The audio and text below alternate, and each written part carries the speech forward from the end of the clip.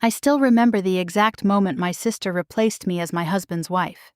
It was 7:20 in the evening inside the glass ballroom of the Fairmont in downtown Austin.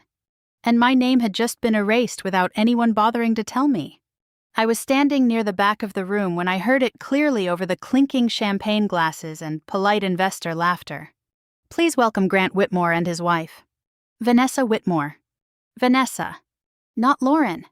My entitled sister stepped forward in a silk ivory gown, her hand resting confidently on my husband's arm, smiling as if everything had been perfectly arranged, as if I had willingly stepped aside, as if she had always belonged there. The spotlight followed them across the stage, catching the diamond bracelet I knew she couldn't afford without help. No one in that room looked confused. No one questioned it, which meant this wasn't a mistake. This was planned. And somehow, while I was still legally married, still a co-manager of my husband's private investment fund, my own sister had replaced me. The worst part, they believed I couldn't reclaim my position or my power. They believed the switch gave them control of everything. They were wrong. I stayed where I was for a full 10 seconds after the applause began. 10 seconds was all it took to understand that this was not a social misunderstanding. This was corporate theater. Investors from Houston, Dallas, even New York were seated at round tables beneath crystal chandeliers, watching my husband introduce another woman as his wife. Vanessa leaned into the microphone. Grant and I are excited about the next phase of leadership stability for the fund, she said smoothly. Clarity at the top ensures confidence for everyone invested. Leadership stability. Clarity. I had built that fund with Grant from the ground up.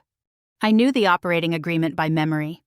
As his legal spouse, I held co-beneficiary authority and limited veto power over structural changes. My name was woven into the compliance filings, the investor decks, the internal governance structure, and now it had vanished from the program booklet. I walked toward the nearest cocktail table and picked one up. There it was in glossy print. Grant Whitmore and Vanessa Whitmore, executive hosts. My name did not appear anywhere. A senior investor, Margaret Hale, a composed widow in her late 50s who had trusted me with a significant portion of her late husband's estate, glanced at me and quickly looked away. That was when I understood something else. The board already knew. Vanessa continued speaking. We've streamlined certain governance elements to better reflect our long-term vision, she said, smiling. All paperwork has been handled. Paperwork. That word landed in my chest like a weight. I felt Grant's eyes on me before I saw him. When our gazes met across the ballroom, he didn't look surprised. He didn't look guilty. He looked prepared. I approached him near the bar while applause faded into background chatter. What exactly is this? I asked quietly. He exhaled as if I were the unreasonable one. Lauren, this isn't the place. Apparently it is, I said. Since I've just been replaced in front of our entire investor base. It's temporary, he replied, voice low and controlled. We needed stability. Stability from what? He didn't answer directly. Vanessa has legal experience. It reassures people. Reassures them of what? That I was unstable. That I had stepped aside. That I was incapable. Behind him, Vanessa laughed at something one of the board members said, her hand still resting lightly on Grant's arm as if it belonged there. I noticed the details then. The way she stood slightly angled toward the investors. The way she spoke about our fund. The way no one corrected her. I walked toward one of the junior associates from compliance, a young man I had personally mentored. Can you tell me what paperwork she's referring to? I asked. He hesitated. The spousal designation update? My pulse slowed instead of racing. What update? It was approved 3 weeks ago, he said carefully. Transferring spousal authority. Approved. 3 weeks. I had not signed anything transferring authority. I had not attended any board session authorizing such a move. I had not agreed to surrender my position in the company I helped build. I stepped outside onto the balcony overlooking the Austin skyline, the city lights sharp against the dark Texas sky. The music from inside was muted now, replaced by the steady rhythm of traffic below. I opened my phone and logged into the fund's internal portal. My access credentials still worked. But when the dashboard loaded, my administrative privileges were restricted. Status: Spousal authority under review. Under review, which meant something had already been filed. They hadn't just humiliated me publicly. They had formalized it. Vanessa hadn't simply stepped into my place for a photo opportunity. She had positioned herself as my husband's legal spouse in the structure of a private investment fund worth tens of millions of dollars.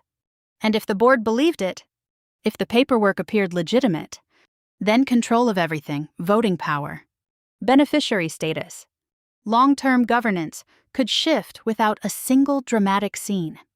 They thought I would react emotionally, make a spectacle, prove whatever narrative they had quietly built behind my back. Instead, I stood there on that balcony and let the night air steady my breathing. Because I knew one thing my entitled sister had never fully understood. Power isn't about who stands beside a man under a spotlight. It's about what's written in the contract. And if Vanessa believed she could replace me with a smile and a signature, then she had overlooked something. Somewhere in that operating agreement was a clause she hadn't read carefully enough. And I was going to find it. I didn't go back inside the ballroom. I left the Fairmont through the side entrance, heels clicking sharply against marble, my reflection cold and unfamiliar in the glass doors. The valet rushed to bring my car around, still smiling as if nothing had shifted in my world in the last 15 minutes. By the time I pulled into our driveway in Westlake Hills, the applause from that stage had stopped echoing in my ears. What remained was something steadier. Calculation. Inside the house. The lights were dim. Grant hadn't come home yet. I walked straight to my office and logged into the fund's compliance portal again. This time from my secured desktop instead of my phone. My credentials worked, but my role designation had changed. Executive spouse status. Pending review. Primary spousal authority. Vanessa Whitmore. I stared at her name where mine had been for 5 years. The private investment fund we built from nothing now recognized my sister as the legal spouse with governance influence. There was a compliance note attached to the update. Spousal designation adjustment verified. Verified. By whom?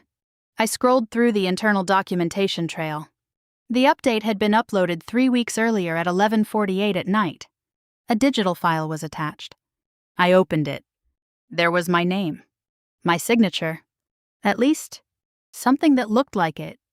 My handwriting has always had a slight curve on the L in Lauren, a sharper angle on the W in Whitmore. The document on the screen carried something almost identical. Almost. But the pressure on the downward strokes was wrong. The loops too tight. I leaned back in my chair, staring at the timestamp. 3 weeks ago at 11:48 at night, I had been in Chicago speaking on a charity panel about women in venture capital. I had photographs, hotel records, flight confirmations. I had not been in Austin signing away my authority. By 8 the next morning, I was sitting across from Daniel Mercer in his downtown office. Daniel had handled our original operating agreement when Grant and I launched the fund. He was precise, methodical, not easily rattled. He reviewed the document quietly. "Did you sign this?" he asked. "No. Did you sign any blank pages recently?" I thought back. 6 months earlier, during audit season, I had signed stacks of compliance renewals, routine confirmations, nothing related to spousal authority. Vanessa had been at our house that week. I remembered her sitting at my kitchen counter, offering to help streamline paperwork because she specialized in financial law. At the time, it had felt like sisterly support. Now it felt like staging.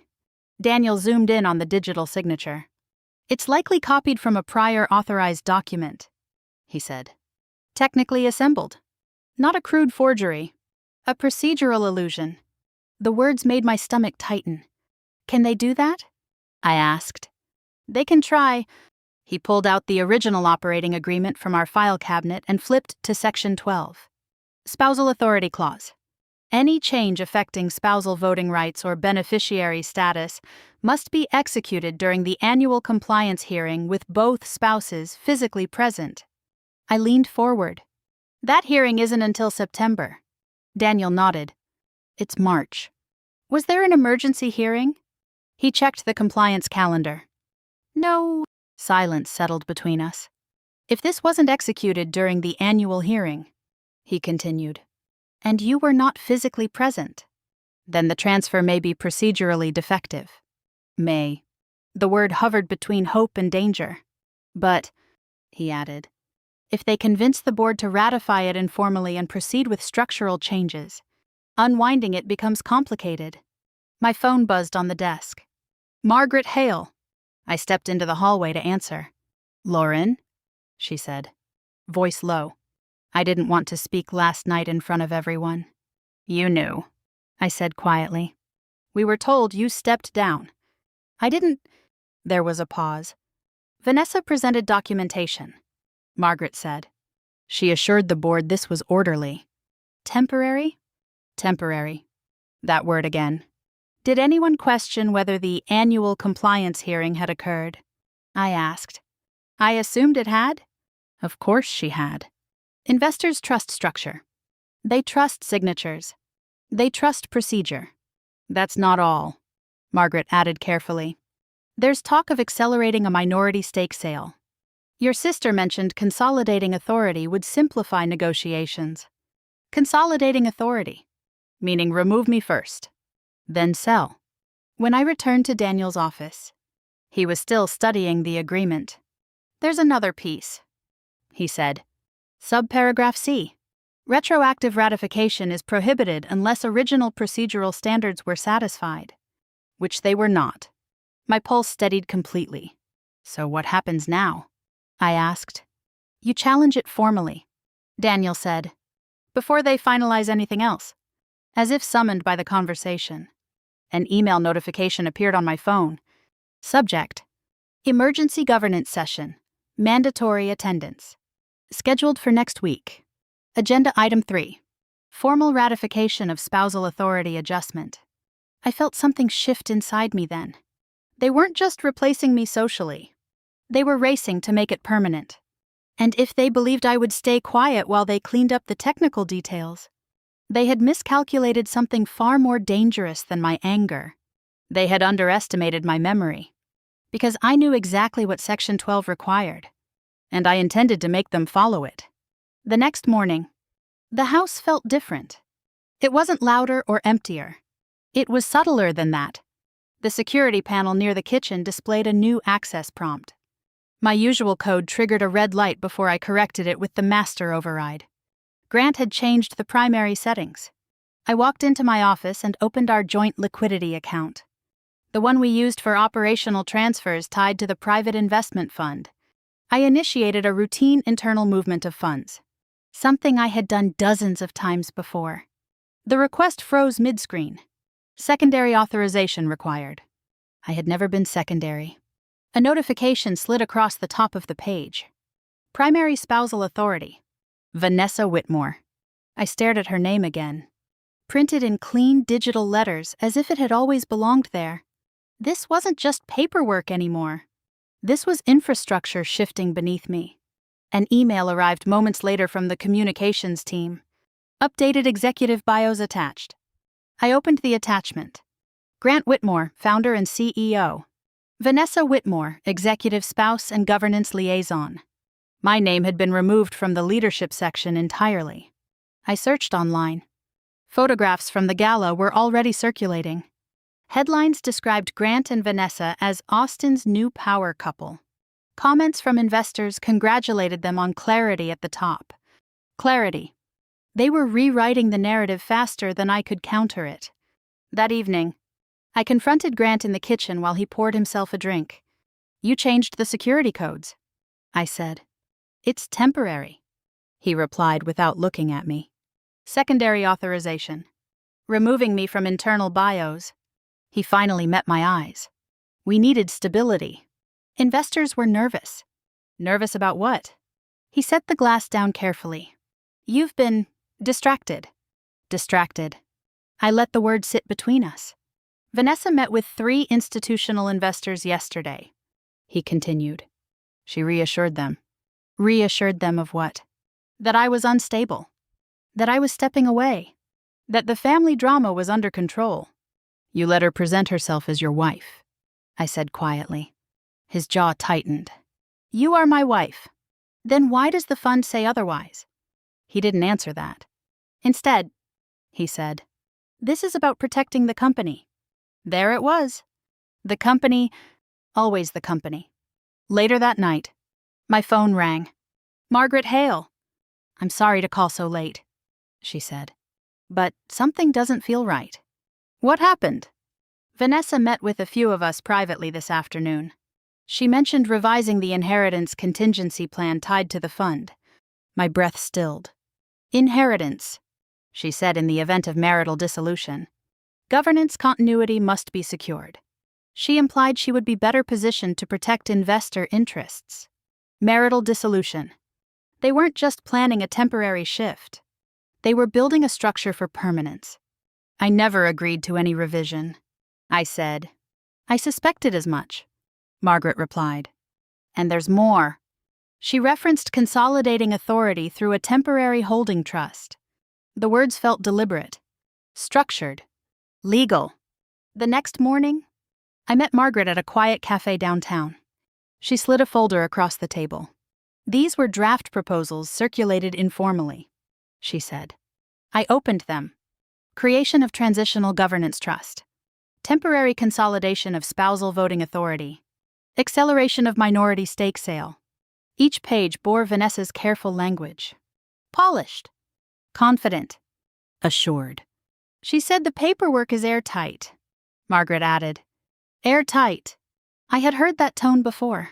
Vanessa had always believed she could anticipate every angle. I went home and searched corporate filings through the Texas Business Registry. There it was. Caldwell Strategic Holdings. Registered 2 months ago. Registered agent. Vanessa Caldwell. Business purpose. Financial advisory and asset consolidation. The address matched the law office she had quietly resigned from last quarter. She hadn't stepped into my position impulsively. She had prepared for it. That night, I attempted to request formal attendance rights at the emergency governance session. The compliance office responded within hours. Attendance limited to recognized executive representatives. You may submit written remarks. Recognized executive representatives, meaning Vanessa, meaning I was now officially sidelined from a company I helped build. As I stood in the quiet hallway of the house, I thought about our childhood. Vanessa rearranging photo albums so she stood in the center. Vanessa speaking for both of us when adults asked questions. Vanessa believing that position meant entitlement. This was no longer sibling rivalry. This was displacement. My phone buzzed again. An automated investor update scheduled for release the next morning. Leadership stabilized. Strategic realignment secures fund's future. Beneath it, 2 names. Grant Whitmore. Vanessa Whitmore. Co-signatories? They weren't waiting for ratification. They were acting as if it had already happened. And if I didn't interrupt this before that emergency session, I wouldn't just lose a title. I would lose control of my financial future. And Vanessa would finally get what she had always wanted. My place. 2 days before the emergency governance session, I stopped reacting and started preparing. I didn't argue with Grant again. I didn't confront Vanessa publicly. I let the silence stretch. Let them believe I was retreating into hurt pride or marital denial. Inside Daniel Mercer's office, the air smelled faintly of paper and espresso. The original operating agreement lay open between us, its edges worn from years of reference. Read it again, Daniel said, sliding Section 12 toward me. I did. Any modification to spousal voting authority or beneficiary designation must be executed during the annual compliance hearing, with both spouses physically present and recorded in official minutes. It was clear. It was unambiguous. It had been drafted that way intentionally to prevent exactly this kind of manipulation. The hearing is in September, I said. It always has been, Daniel replied. It's March. He nodded. Which means whatever they filed was not executed during the required proceeding.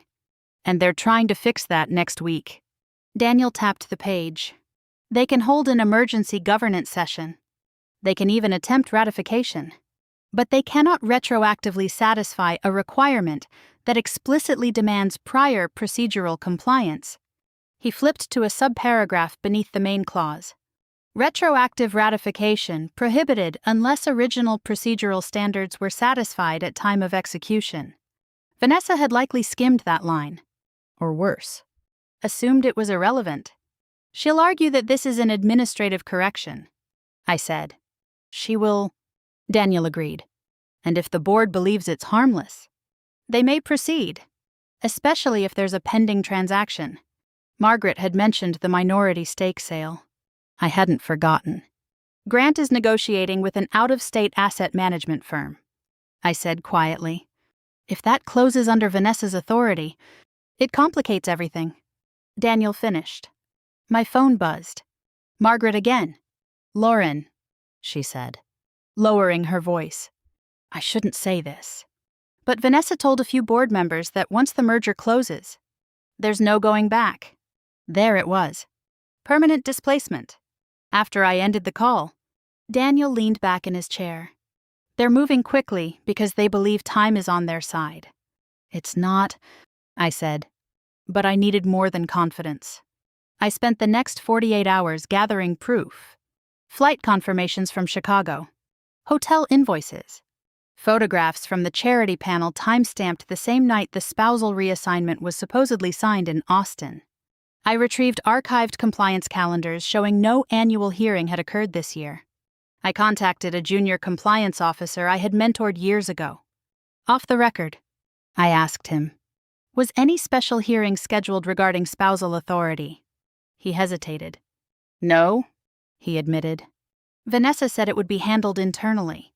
Internally, meaning quietly, meaning without procedural visibility.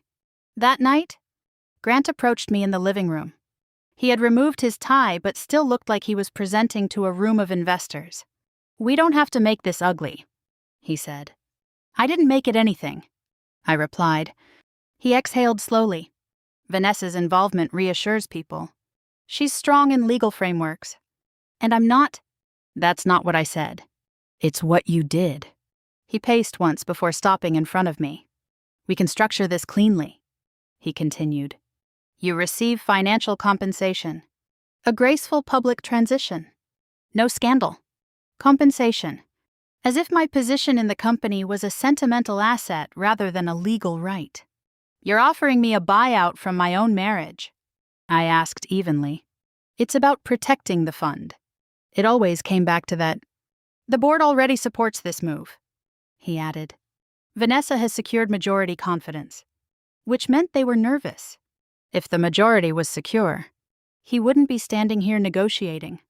I stood slowly. Tell me something, I said. Was I physically present at the time of the spousal authority adjustment? His jaw tightened. That's procedural nuance, he said. No, I replied. It's contractual fact. He didn't answer. After he left the room, I opened my email. The finalized agenda for the emergency governance session had been distributed. Item 3. Formal ratification of spousal authority. Adjustment. They intended to vote. They believed a majority would legitimize what had never met the required clause. They believed procedure could be smoothed over with confidence and momentum. They believed I would show up emotional and defensive, validating whatever narrative they had constructed about instability. Instead, I printed Section 12. I highlighted the line requiring physical presence during the annual compliance hearing. And I prepared not to argue, but to read. Because if Vanessa had built her entire plan on the assumption that no one would examine the contract closely, then next week I would make sure every word was heard aloud. They thought the meeting would seal my removal. They had no idea it might expose their entire scheme. I arrived at the fund's headquarters 15 minutes early and walked into the boardroom as if I belonged there. Vanessa was already seated at the head of the table beside Grant, a leather folder open in front of her. Posture composed, chin slightly lifted, she looked up when I entered, and for a split second, something flickered in her eyes. Not surprise. Assessment. My nameplate had been moved to the far end of the table. Lauren Whitmore, non-voting observer. I sat down without comment. Board members filed in quietly. Laptops opened. Coffee cups settled. No one acknowledged the tension directly, but it hummed beneath the polished wood and glass. Grant called the meeting to order. As you know, he began. Voice steady. We are here to address a minor governance clarification to ensure continued stability for the fund. Minor. Vanessa took over smoothly. In the interest of investor confidence, she said, we have streamlined certain procedural elements regarding spousal authority. The documentation has already been filed with compliance. Today's vote simply ratifies what has been handled administratively. Streamlined. Administratively. I kept my hands folded in my lap. A slide appeared on the screen behind her. Spousal authority clarification. No mention of transfer. No mention of replacement. Just clarification. Given Lauren's decision to step back temporarily, Vanessa continued, this adjustment ensures continuity in the event of unforeseen circumstances. My decision. I felt several eyes flick toward me, then away again. A board member cleared his throat. Were all compliance prerequisites satisfied? Vanessa smiled. Yes. Documentation was completed in full compliance. She did not specify how. I let her finish her presentation. Grant followed with financial projections, speaking confidently about growth metrics, pending negotiations with the out-of-state asset management firm, the importance of decisive leadership. Time sensitivity is critical, he concluded. We recommend immediate ratification. Immediate. As if haste were wisdom. During a short break, one of the junior accountants approached me near the window, keeping his voice low. Mrs. Whitmore, he said quietly. There was a trust transfer last week. What kind of trust? I asked. A transitional holding trust. Pending board ratification. Under whose administration? He hesitated. Caldwell Strategic Holdings.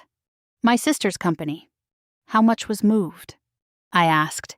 Several million in liquid assets, he whispered. We were told your authority status was unclear. Unclear. They were repositioning funds before securing legitimacy. When the meeting resumed, Vanessa spoke again about governance continuity and long-term stability. She referenced future inheritance contingencies tied to executive spousal authority, implying permanence without saying it directly. That was when I stood. Before the vote proceeds, I said calmly, I'd like to ask a question. Vanessa's smile tightened. You're listed as a non-voting observer. I'm aware, I replied. This is a procedural clarification. Grant's eyes narrowed slightly. I looked directly at the compliance officer seated near the projector. Can you confirm that the spousal authority adjustment occurred during the annual compliance hearing with both spouses physically present? The room went quiet. The compliance officer shifted in his chair. The annual hearing has not yet occurred this year. A faint ripple moved around the table. Vanessa leaned forward. Emergency Governance Authority allows procedural adjustments outside the annual schedule, only if original procedural standards were satisfied, I said evenly. Section 12 of the operating agreement. Grant's expression changed. Not outrage. Not denial. Concern, I continued. Voice steady.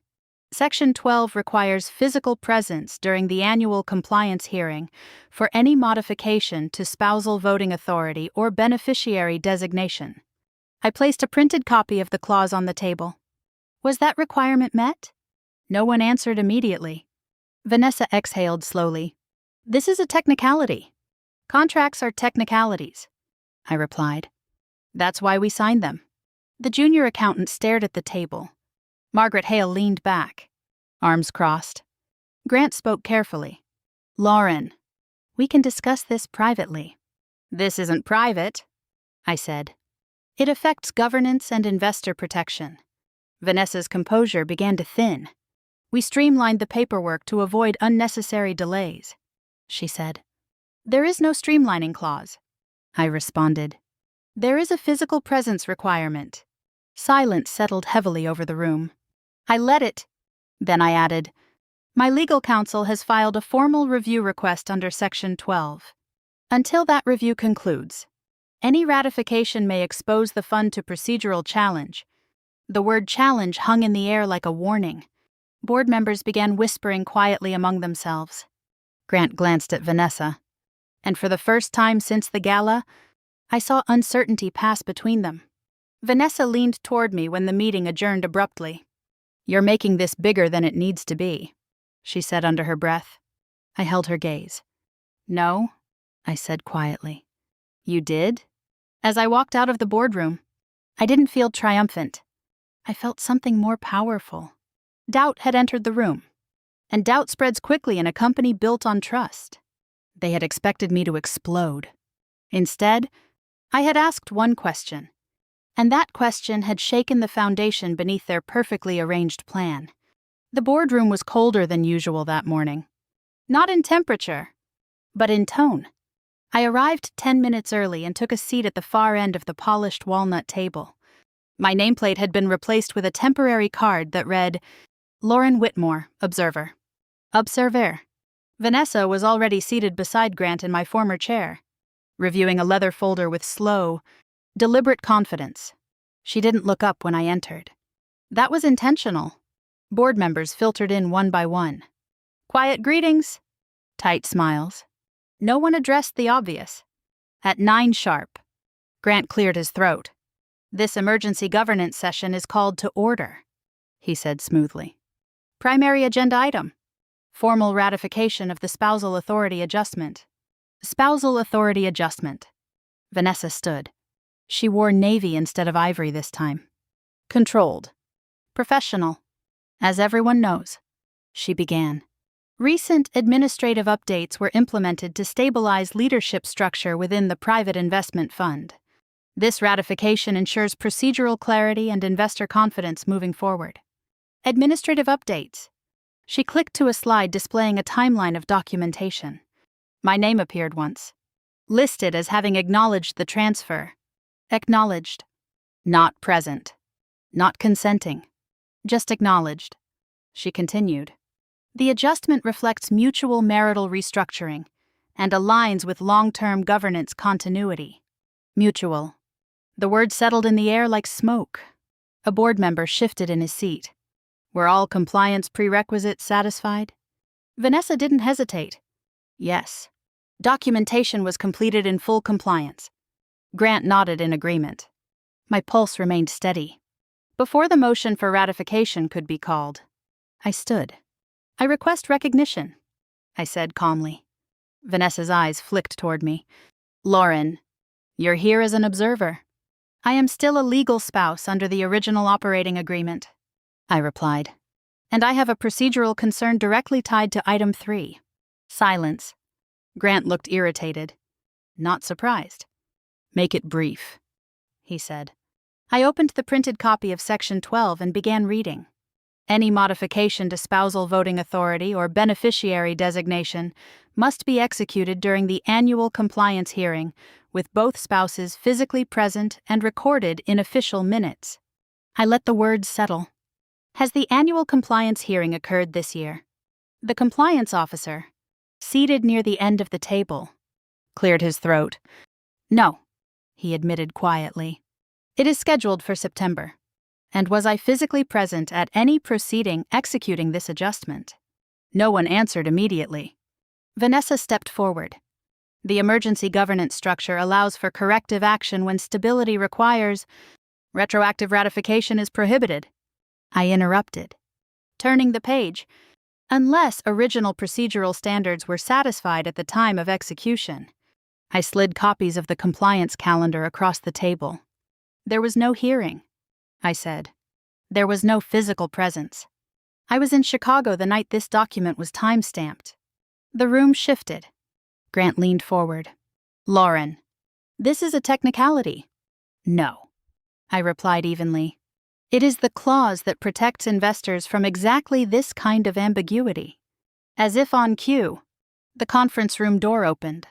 Daniel Mercer entered, briefcase in hand. "I represent Mrs. Whitmore," he said calmly. We have certified travel records confirming she was out of state at the time listed on the submitted document.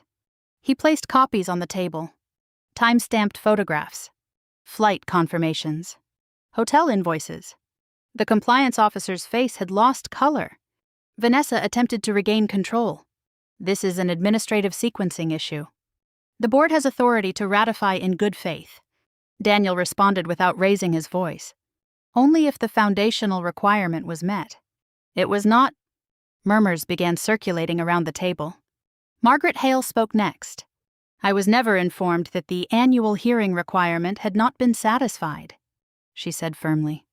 Had I known, I would have requested delay. Another board member leaned forward. Who authorized submission without the hearing? Vanessa hesitated for the first time. It was structured under Emergency Stabilization Authority, she replied carefully. Emergency stabilization does not override explicit procedural language, Daniel said. Grant's composure began to crack. We are wasting time, he snapped. The fund's growth trajectory is strong. Investors are watching this. Investors are watching governance integrity, Margaret countered. The air felt different now. Doubt had entered the room. The motion to ratify stalled. Instead of calling for a vote, the board chair requested a procedural pause. Given the concerns raised, he said slowly, we cannot proceed with ratification at this time. Vanessa's jaw tightened. This is unnecessary escalation, she insisted. Escalation occurred when compliance procedure was bypassed. Daniel replied. The chair continued. All restructuring actions tied to the spousal authority adjustment are hereby suspended pending independent legal review. Suspended. Grant leaned back in his chair, staring at the table. Vanessa's hands were no longer steady. Then another voice spoke up from the far end. If documents were submitted without satisfying contractual requirements, one board member said, we may be facing regulatory exposure. Regulatory exposure. The words landed heavier than anything else that morning. The meeting adjourned without resolution. Board members exited in clusters, whispering. Phones were already out. Damage control beginning in real time. Vanessa approached me near the doorway. You're making this bigger than it needs to be, she said quietly. No, I replied. You did. Grant stood several feet away, watching us but not intervening. As I stepped into the hallway, I realized something had shifted permanently. This was no longer about which sister stood beside him at a gala. It was about whether fraud had been committed inside a fund worth tens of millions of dollars. And once investigators began asking questions, loyalty dissolves quickly, because fear moves faster than ambition. And I had just given the board a reason to be afraid. The fallout began before the sun came up the next morning. My phone vibrated at 6:12 with an internal compliance alert. Caldwell Strategic Holdings had been placed under temporary review pending audit verification. Several associated accounts were flagged for irregular authorization timing. Irregular authorization timing. That was the polite way of saying someone had moved too fast. By 8 o'clock, the board had scheduled an emergency investor call. I logged in from my office at home. Camera off. Listening. Grant's voice carried the same polished steadiness he always used during quarterly updates. But there was strain beneath it now. We are conducting a procedural review to ensure full compliance transparency, he said. Operations remain stable. Margaret spoke next. With respect, she said calmly. Stability requires clarity. Were funds transferred into a transitional trust before ratification? There it was. Grant hesitated just long enough to be noticed. A temporary holding structure was established, he admitted. Standard practice during governance realignment. Standard practice. Another investor cut in. Under whose authority? Silence stretched. Under executive authorization? Grant replied. Not mine. After the call ended, I received a private message from the junior accountant who had slipped me the note during the meeting. Forensic review initiated. Trust transfers under scrutiny. Trust transfers. Plural. Daniel forwarded me a preliminary summary that afternoon. Several $1 million had been routed through the transitional trust managed by Caldwell Strategic Holdings. The authorization codes used were executive level. Grant's credentials appeared on the approval chain. My hands went still on the desk. This was no longer just about replacing me. This was exposure. By noon, the outside asset management firm paused negotiations on the minority stake acquisition. Publicly, they cited temporary governance uncertainty. Privately, it meant they didn't want to be attached to potential fraud. The board convened without me that afternoon. An hour later, I received the formal update. Grant Whitmore, temporarily relieved of acting CEO responsibilities pending internal investigation. I read the sentence twice. Temporarily relieved. For 5 years, he had been untouchable. Now the same board that applauded him at Gallus was distancing itself. My phone rang again. My mother. "Lauren," she said, voice tight. "This has gone too far." "Too far?" I asked quietly. "You could have handled this privately. Now there's talk of regulators." There it was. Not concern about what had been done. Concern about embarrassment. "She's your sister," my mother added. Vanessa was trying to protect the family. "By replacing me as someone's wife," I said. "She believed you were unstable." Unstable. The word didn't sting the way it might have once. "I'm protecting myself," I replied calmly. "And the investors?" The line went quiet. That evening, I drove out to my parents' estate just outside Austin. Vanessa had retreated there after the meeting, avoiding media questions and board calls. She met me in the library, arms folded, posture rigid but not as composed as before. "You're enjoying this," she said immediately. "Enjoying what?" "Watching everything unravel." "You unraveled it," I said. She paced once across the room. "Grant was losing investor confidence." "You were distracted." "Emotional." I stepped in to stabilize things. "By submitting documentation without the annual hearing." She stopped moving. "That was procedural," she said sharply. "It would have been corrected." "After the merger closed?" I asked. Her silence answered me. "You thought once the minority sale finalized, my position wouldn't matter." I continued. "You thought the board would accept permanence. They trust competence," she snapped. "And I am competent. Competence without integrity is ambition," I replied. For the first time, I saw something crack in her expression. "It wasn't personal," she said, though her voice wavered. "I believed I could do it better." "You believed you could erase me?" I said softly. Back at the house later that night, Grant was waiting in the living room. He looked exhausted. "This is spiraling," he said. "You moved funds into a trust before ratification," I replied. "It was strategic positioning," he insisted. "Vanessa said the clause wouldn't matter." "The clause wouldn't matter." He had gambled millions on my silence. "They're talking about regulatory exposure," he said quietly. "We need to present unity." Unity. Now he wanted it. "You replaced me publicly," I said. "You restricted my authority. You negotiated behind my back." "It was about the fund," he said again. "It was about control," I answered. The next morning, the board released a second statement. Caldwell Strategic Holdings. Assets frozen pending audit. Comprehensive forensic review initiated. The words were clinical. Clean. Corporate, but beneath them was something far messier. Vanessa's plan had not collapsed because I screamed or exposed her dramatically. It collapsed because she underestimated the clause she skimmed.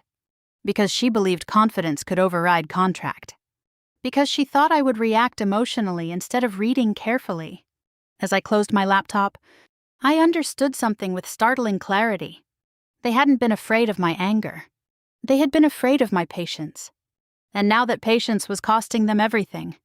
2 weeks after the board suspended the ratification vote, I walked back into headquarters with my name restored.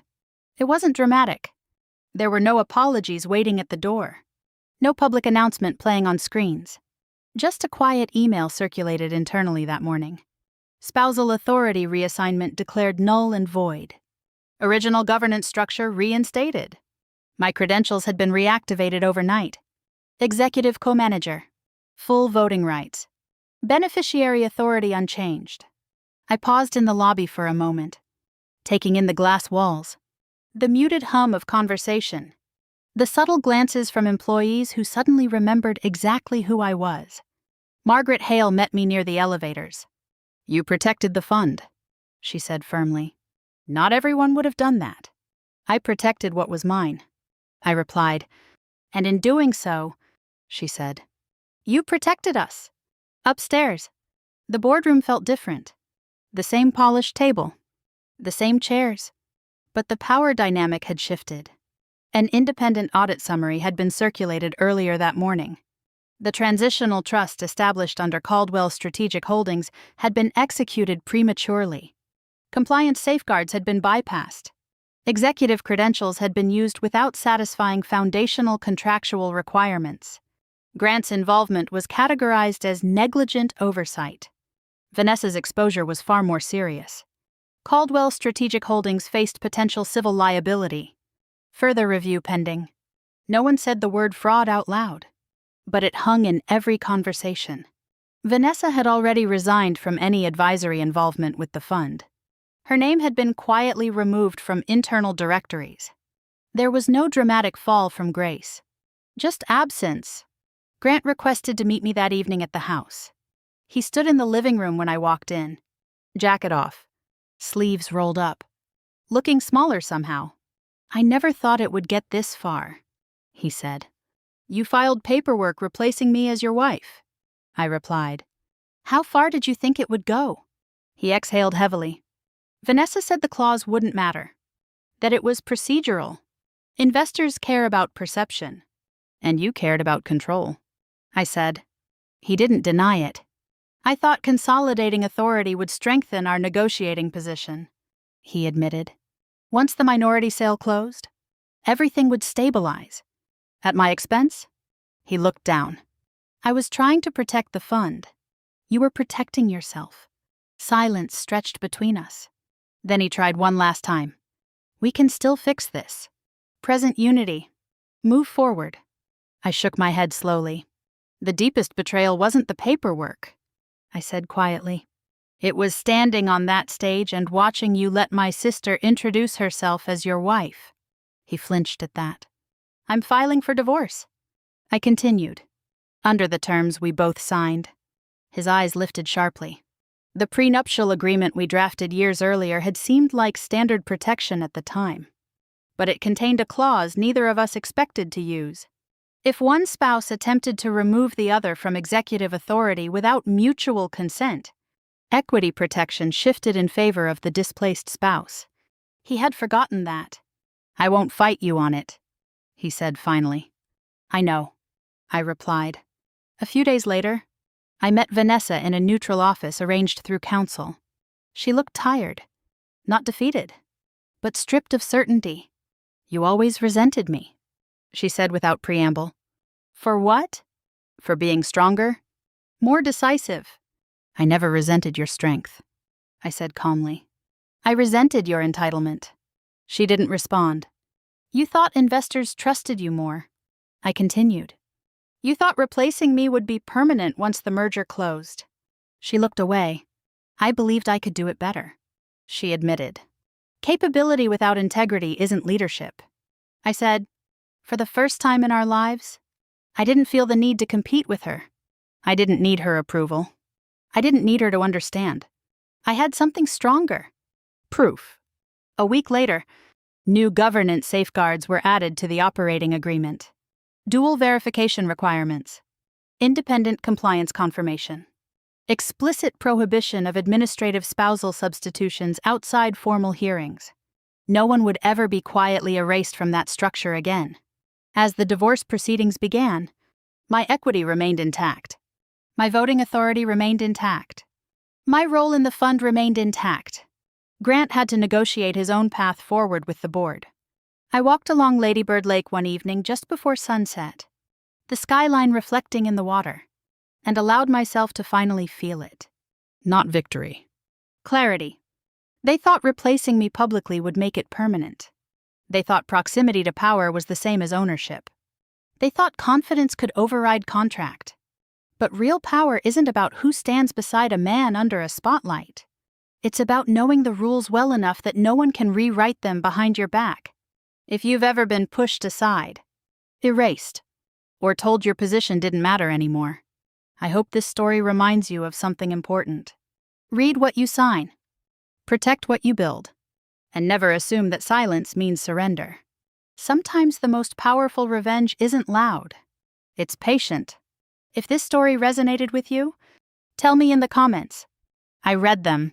And your experiences matter more than you know. Stay here if you believe justice should have a voice.